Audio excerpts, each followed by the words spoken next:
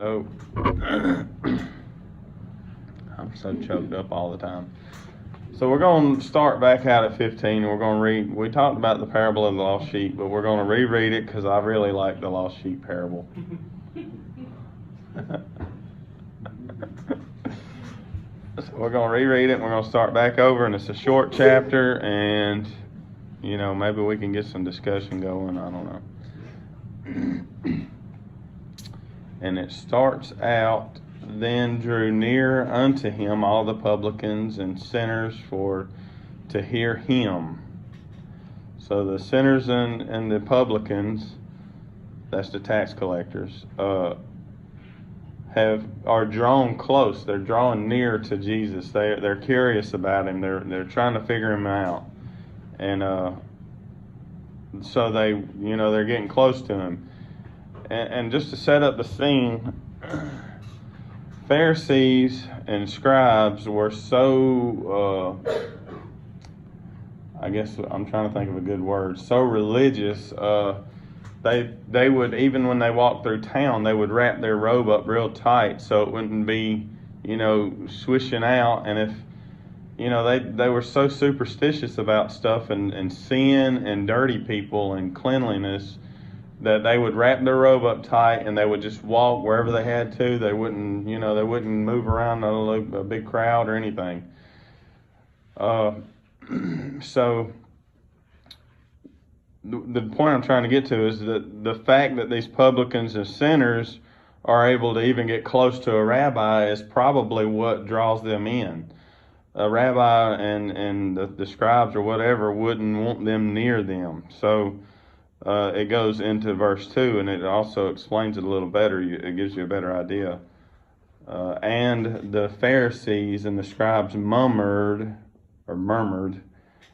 saying, "This man receiveth sinners and eateth with them." So, again, that just goes to, this backs up what I'm trying to tell you about they thought that sin was contagious or could rub off on you, and they didn't have anything to do with dirty people. And it says that Jesus receives sinners and eateth with them. That's like a beautiful truth.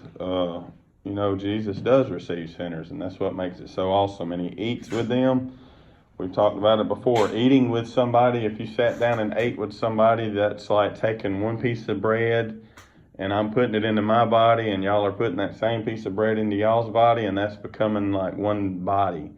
They were real superstitious. When you eat with somebody, it was a real intimate thing. It was a close, you had to be family, or you had to be real close to them for them to eat with you. So it was a big thing for Jesus to be eating with these sinners.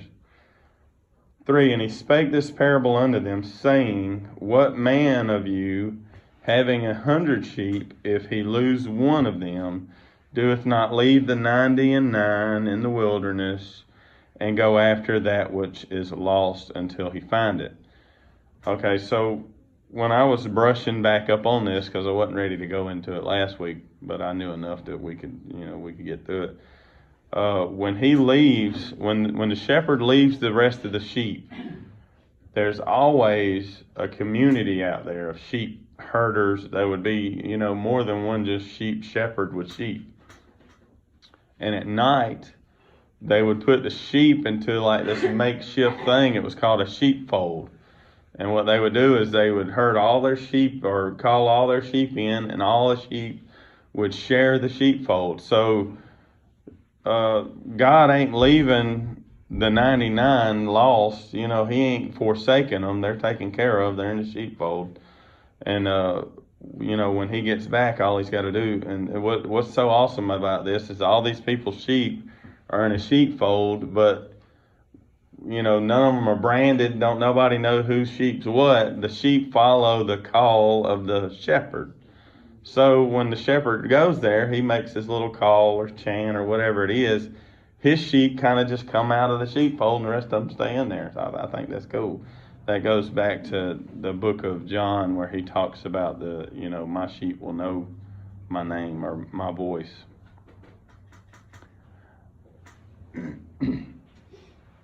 So the sheep, he was left on, what kind of person's going to leave the 99 to go find the one, is what he's saying.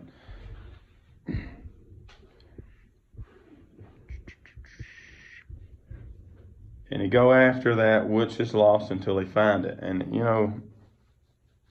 he's going to search for that sheep until he finds it. I guess dead or alive. It doesn't say, but it don't say how long or, he's going to search until he finds it, is the point he's trying to make. And it's, it may take a week, it may take a year, I don't know. And when he hath found it, he layeth it on his shoulders, rejoicing. And when he cometh home, he calleth together his friends and his neighbors, saying unto them, Rejoice with me, for I have found my sheep, which was lost. I say unto you that likewise joy shall be in heaven over one sinner that repenteth, more than over 99 that just persons which need no repentance. And this is in direct correlation with what the sinners are saying about what the scribes are saying about the sinners with Jesus. Jesus is saying in a parable to the Pharisees that, these people are lost. And I've come, and Jesus is the shepherd. He come from heaven. He is searching for that one lost sheep. That's the whole parable.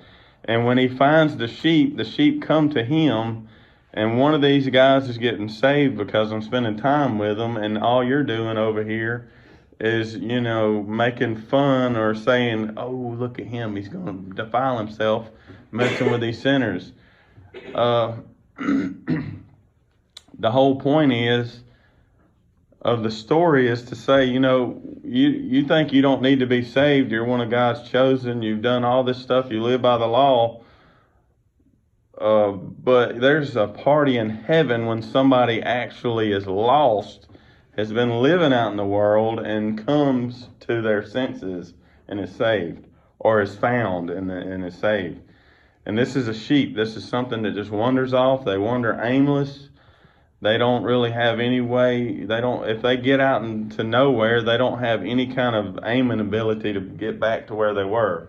They're not like a cat or a dog or a horse, or once they wander off, they're gone. They don't come back. You got to go looking for them. They can't lead themselves to water. They don't unless they're in a small pen with a water trough. They have no sense of direction. They have no sense of direction, and we are compared to sheep, and that's sad that we don't have no more sense than that, to be just wandering around. Another thing I wanted to point out, these people are making such a big deal about the sinners hanging out with Jesus. And, the sinner ain't going to defile Jesus. Jesus is going to, glorify the sinner. That'd be like me turning all the lights out in this room and nobody can see what's going on, and me taking a broom and swishing it around, and y'all are hearing all this racket, and you're saying, what are you doing up there? And I'm trying to drive out the darkness. I'm trying to sweep it out. It don't work like that. You take a greater force, which is light, and Jesus said he is the light.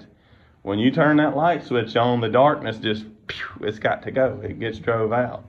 There's nothing that you can do to get rid of darkness. That's the greater power. That's Jesus. That's when you come to him, he glorifies you. You can't defile him. I think we pretty much got through that one. Verse 8, this is the parable of the lost coin.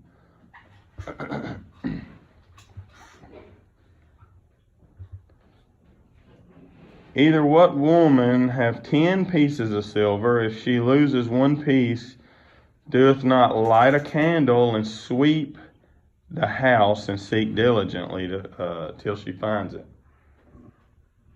So the first part of this parable was the lost sheep. It shows a picture of Jesus being the good shepherd. The second parable right here, which is the second part of the one parable, It could be, you could call it three parables, or you could call it a three-part one parable, however you want to look at it. But the second parable is the Holy Spirit.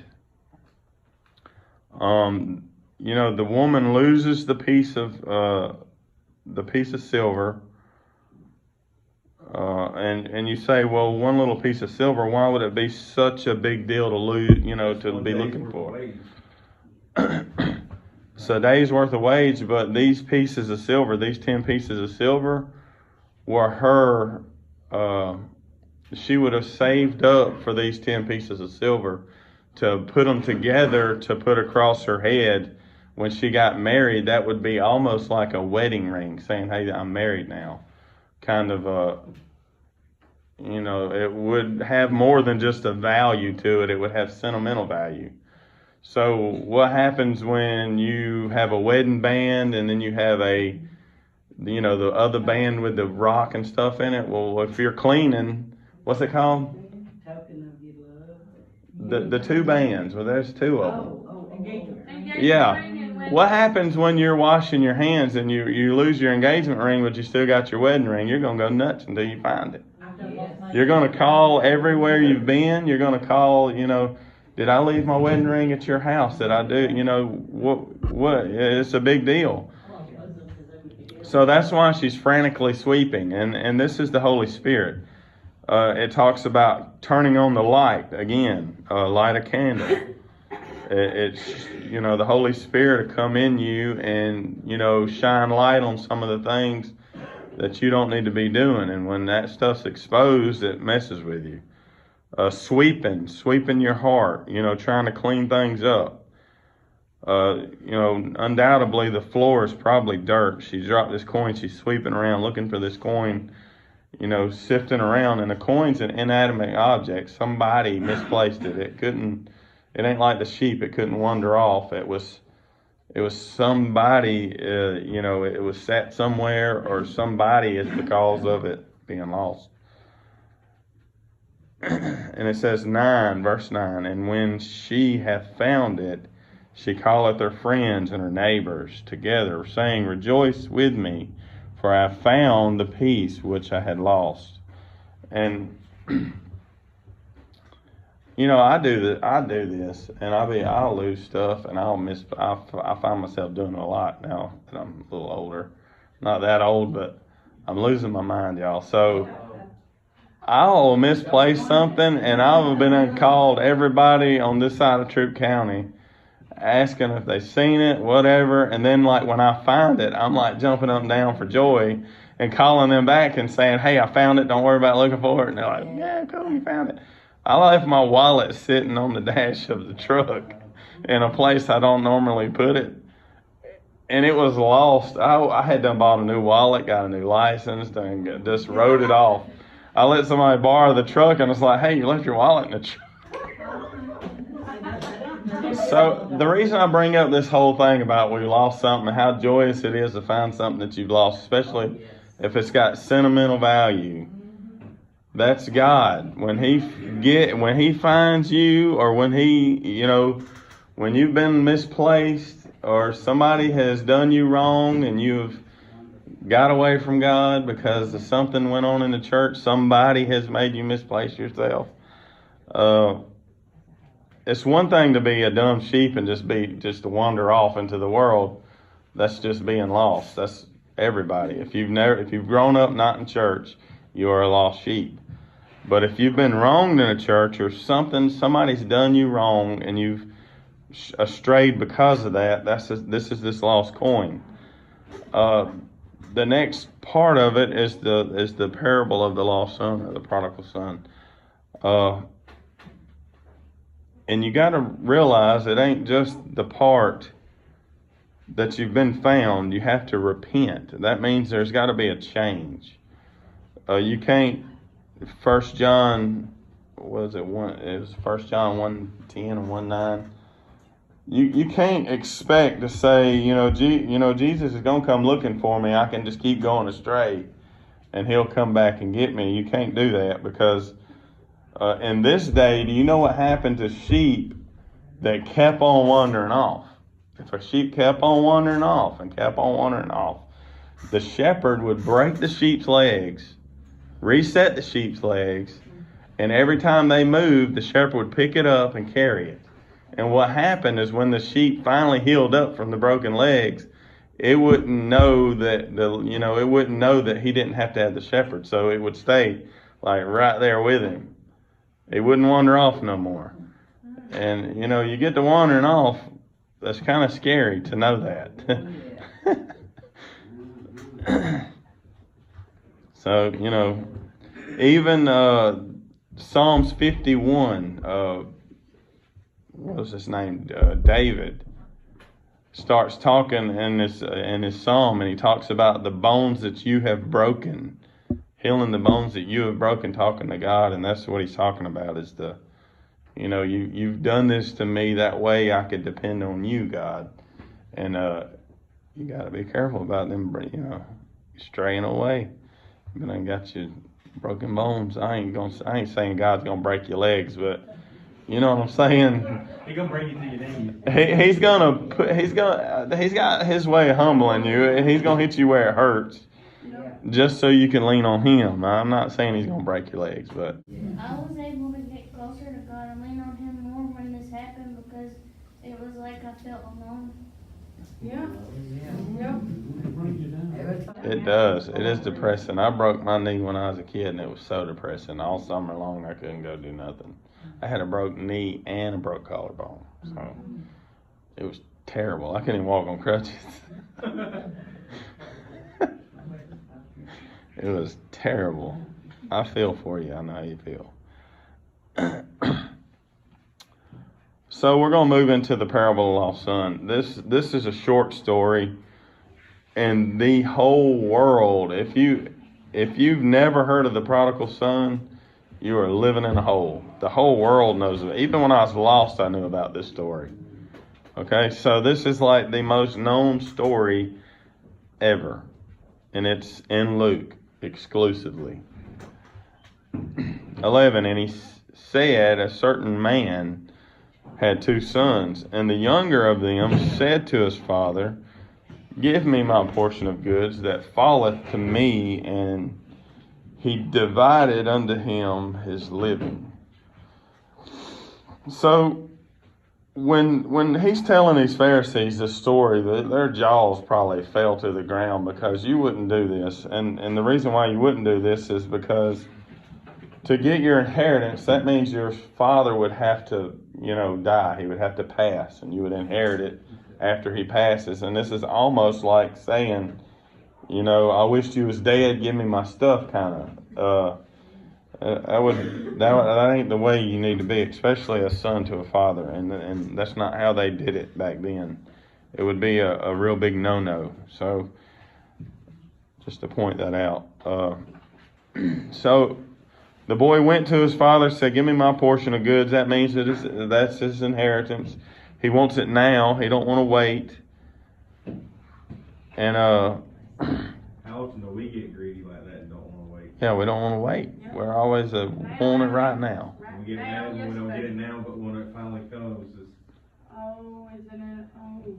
And the longer you had to wait on it, the more you appreciate it. Yes. Usually the better it is. The more thankful and the greater it is when it comes. But his dad, went, divided up his stuff, and gave it to him. Whatever makes you happy.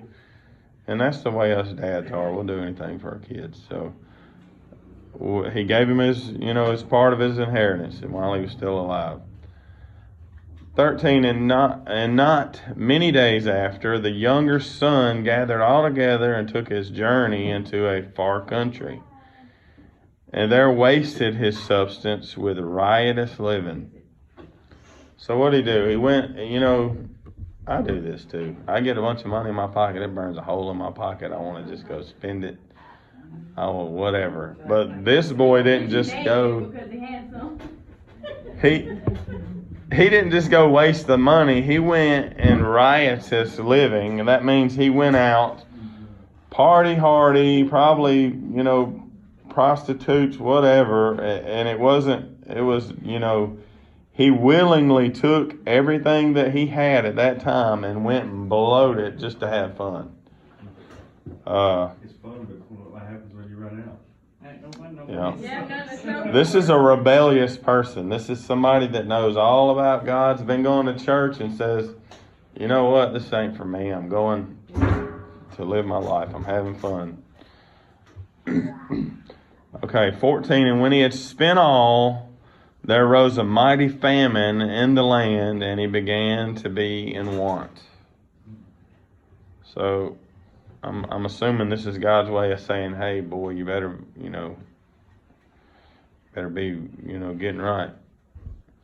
15, and he went and joined himself to a citizen of the country, and he sent him into his fields to feed swine. And back then, the people that were Gentiles, or the people that were not of the Jewish lineage that lived nearby, were called countrymen, and that's what it says. He went out to the countrymen, and swine, were not. They were a dirty animal too. So this whole story is probably the Pharisees were thinking Jewish kid gets his inheritance and goes out into the world of Gentiles, and out with the swine, even worse. They're thinking, ugh, because they're super religious. Don't get your sin dirt on me. And this little guy's done went out, wasted all his dad's inheritance that he shouldn't have had to start with, and he was out, in the field with the Gentiles, and then the swine is the unclean animal. 16, and he would fain have filled his belly with the husk that the swine did eat, and no man gave unto him. So he's saying that, the boy is so hungry that he would have ate the corn husks that the swine were going to eat, but there wasn't nobody give him even a corn husk to eat, okay? So it was bad for this little guy. He wasted all his money, and nobody had any pity for him. And this is beautiful right here. This is what happens to all of us. 17, and when he came to himself, he said, how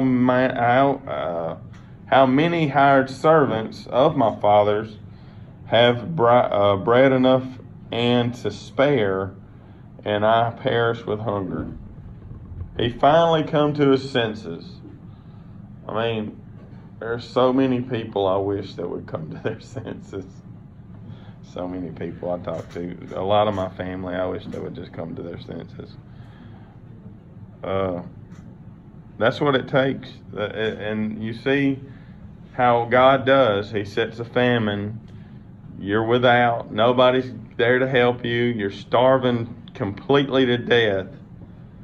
And finally you come to your senses. You finally say, hey, I need my dad. I need my dad's got slaves that have more bread than they need. And they're throwing food away.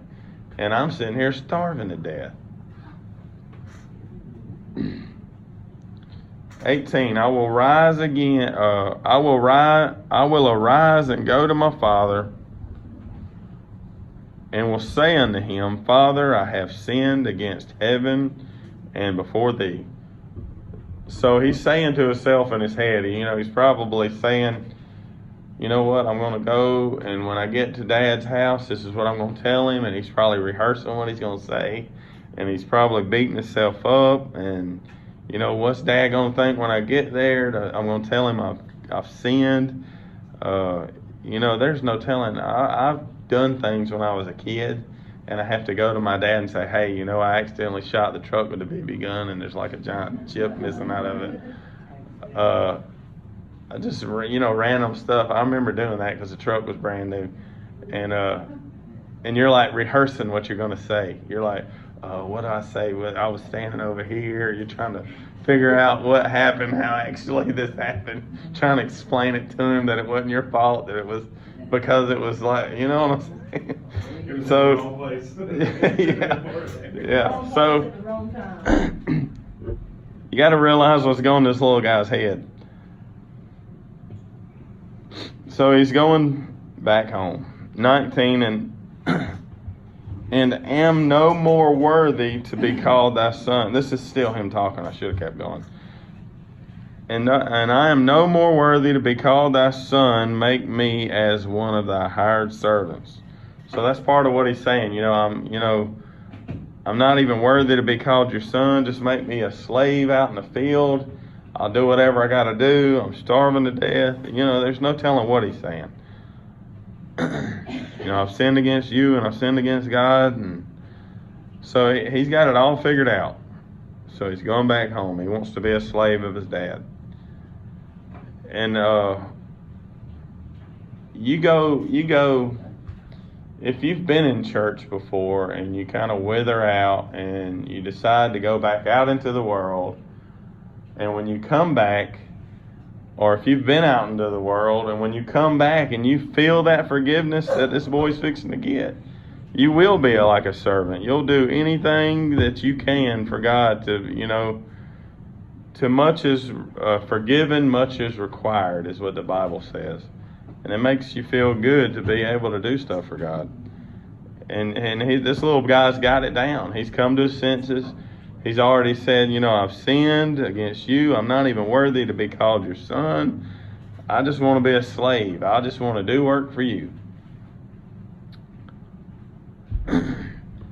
Okay, 20. And he arose and he came to his father, but when he was yet a great way off, his father saw him and had compassion and ran and fell on his neck and kissed him. Why would he fall on his neck?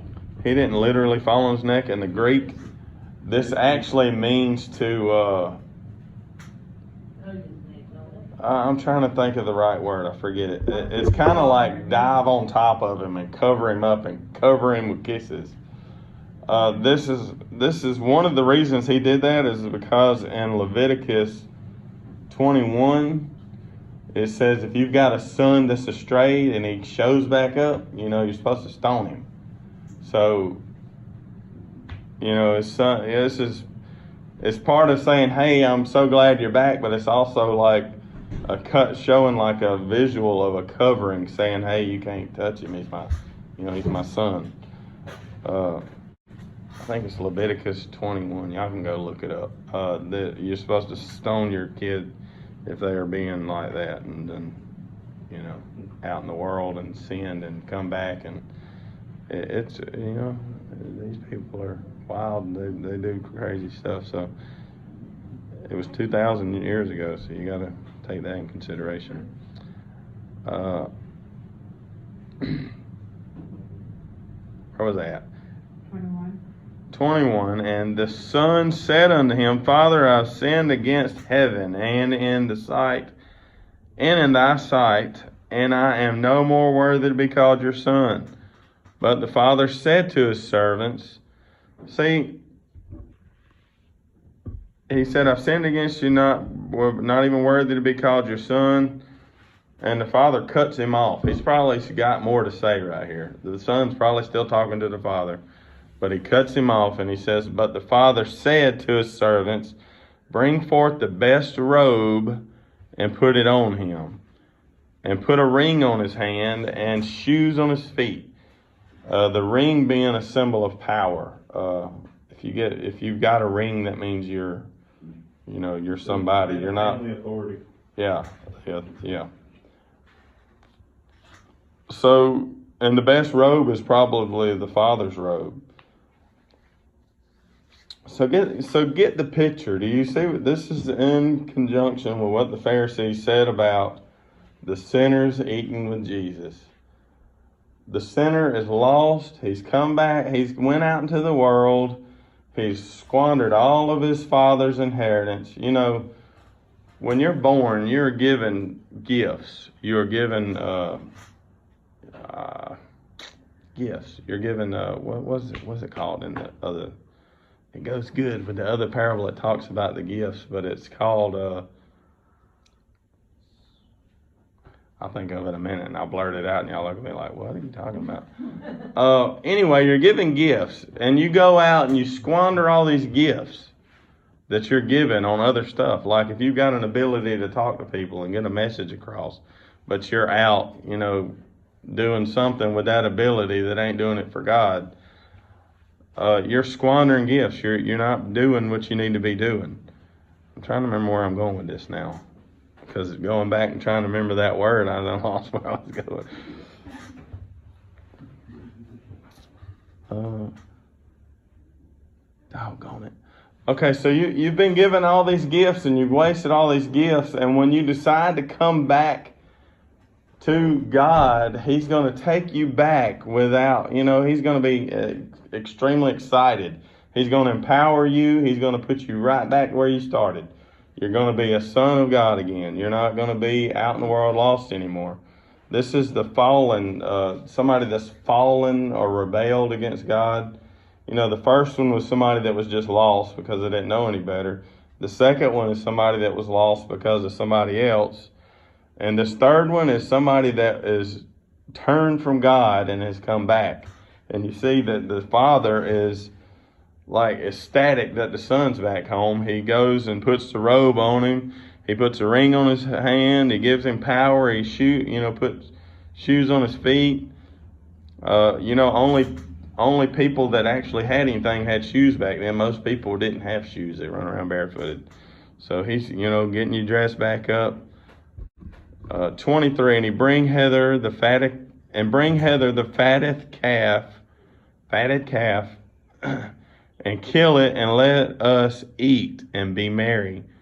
He's saying, we're going to have a party. We're going to go and kill the big calf that we've been feeding for the whatever. I'm sure they got it for a reason, but this is the reason. They're going to go kill that calf. They're going to have a feast. They're probably going to invite everybody over, and they're going to be happy. 24, for this my son was dead and is alive again. He was lost, and he is found. He was lost and he is found. And they began to be merry. So everybody's happy. 25. Now his elder son was happy too. Did it say that? It ain't going to say that.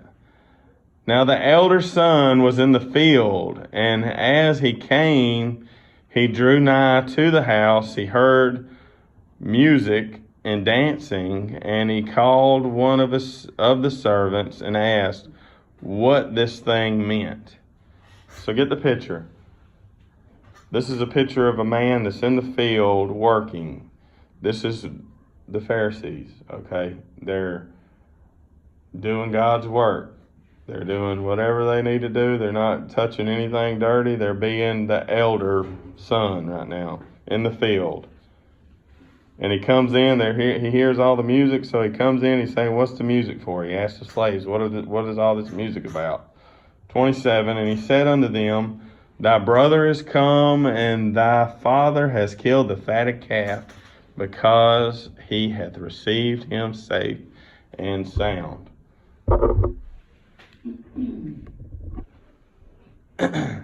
So he went to the servant, and the servant said, hey, your brother showed back up. He's not dead. He's safe. And your dad is ecstatic. We're throwing a party. We've killed the fatted calf, the one we've been feeding, and we're going to just have a party.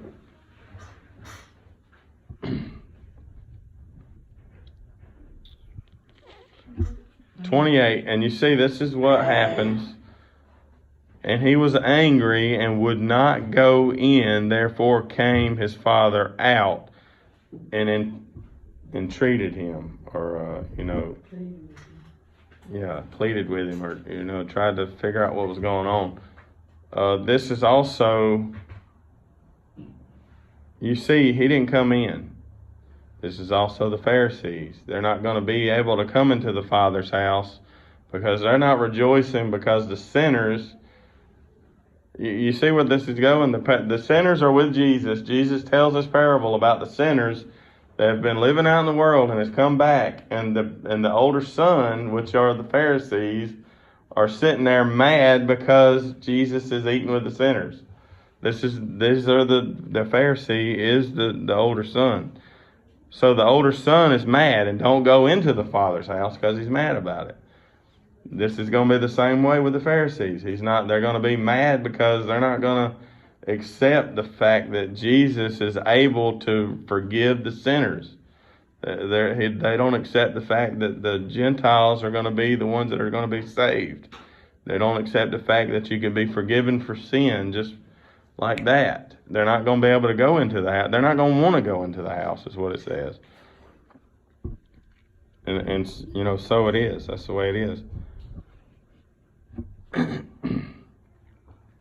And he answered, said to his father, Lo, these many years do I serve thee, neither transgressed I at any time thy commandment, and yet thou never gavest me a kid that I might make merry with my friends. And the kid is the calf. So, he's up on, he's probably got his hands up on his hips and he's going, Dad, you never let me kill a fatted calf and have a party, and I do nothing but work for you. I've done all this work for you, and now you are just whatever, you're taking up for your son here, and he's been out here and he's done you wrong, but I've never done you wrong. I've always been here for you, by your side, and you don't even throw a party for me. That's the way the Pharisees are being right now. And that's like any of us. You see somebody, we're sitting in a church pew. We come to church every day. We get old. We still come to church every day. And, Robert and Patricia left in 1995, and we see on Facebook that they've been throwing parties every weekend, and they're having a good old time with their beer and whatever. And then, in 2009 or 19 or 18 last year, they want to just show up back in the church like nothing's happened. And we're on our little hands on our hips saying, why, y'all shouldn't even be here. Y'all been doing all that. You know better than doing that. Y'all shouldn't even be here. That's the way we are. That's the way people are. When we ought to be like the Father, like Jesus. We ought to say, you know what? I've been there. I was in those shoes. I used to do all that partying. I know how it is to be like that, and I'm glad you're back. I'm glad you finally come to your senses, like the little guy. That's what it takes. You got to come to your senses. But do you get the meaning? Do you understand? Just because you've been gone and you come back and you've got all these people looking at you, God is so happy to have you home. He is falling on his neck, kissing you. I don't know where that comes from, but falling on your neck don't sound fun. But you see how people are, and this is an example of, and this is a straight punch in the face to the Pharisees. The Pharisees are saying, and most of them probably don't even realize what's going on, but this is supposed to make the Pharisees say, you know what, we ought to be rejoicing for these sinners because, they don't know any better. Or, they fall into one of these categories. A lost person falls into one of these categories, period. They've either rebelled against God and went out into the world, somebody's done them wrong and they're out in the world, or they're just roaming aimlessly out in the world because they don't know any better. They don't have a shepherd. Does that make sense? Okay, so, he just pitched a tantrum about, you don't ever let me have a party with my friends. 30, but as soon as this thy son was come, which hath devoured thy living with harlots, and thou hast killed for him the fatted calf. I should have read further. I get ahead of myself a lot, don't I? Again, y'all know what I'm saying here. He's wasted all of your money on the harlots. Y'all know what harlots are. And, squandered all your money away and you killed the fatted calf for him. 31, and he said unto him, Son, thou art ever with me, and all that I have is thine. That's talking about everything else that I have is yours. He got rid of all his, but the rest of it's yours. It was meet that we should make merry and be glad, for this thy brother was dead and is alive again, and was lost and is found. And that's where that beautiful song come from. I once was lost, but now I'm found. If you're not rejoicing and being extremely overly happy about somebody coming back to church that was once in church, you fall into the category of the Pharisees. You're going to fall into the category of being on the outside of the Father's house, not being able to come in or not wanting to come in. It's dangerous territory. That goes to people of the judgment.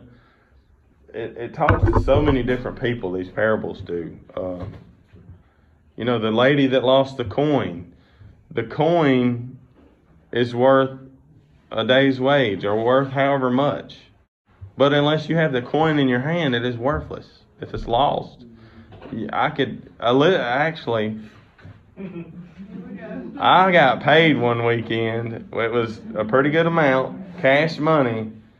That cash money is worth money as long as it is in your hand. But when it gets misplaced, it is worthless. Do you see where I'm going with that? If you've misplaced something, it is worthless. If you've misplaced yourself, or if somebody has caused you to be misplaced, you are not any good to God. Or other people. You have value, but you're not usable because you're nowhere to be found. So the story is paycheck stapled together. It has a paper wrapped around it back then. It's been years ago. Several $100s, and we lived paycheck to paycheck most of the time. So this thing stapled together, and somehow it got thrown in the garbage. And it went days. Yes, it was found. Yeah, and she swept frantically and turned the lamp on. When it says she lit the candle and swept frantically.